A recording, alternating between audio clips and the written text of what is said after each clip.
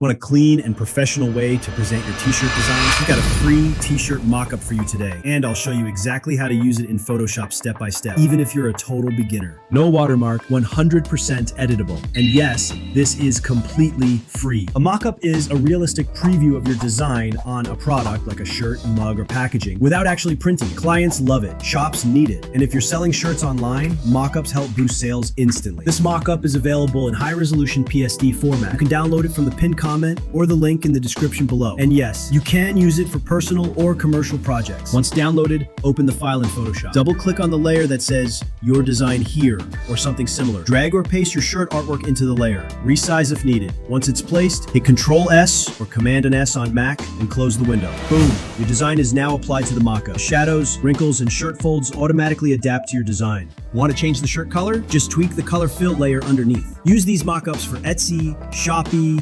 Facebook, or even client presentations. Let me know in the comments if you want a tutorial for Canva users too. If this helped you, hit like, subscribe, and tap the bell so you don't miss next week's free mock-up drop. Download the file below and comment free mock-ups if you want a full bundle next time. Thanks for watching and see you in the next one.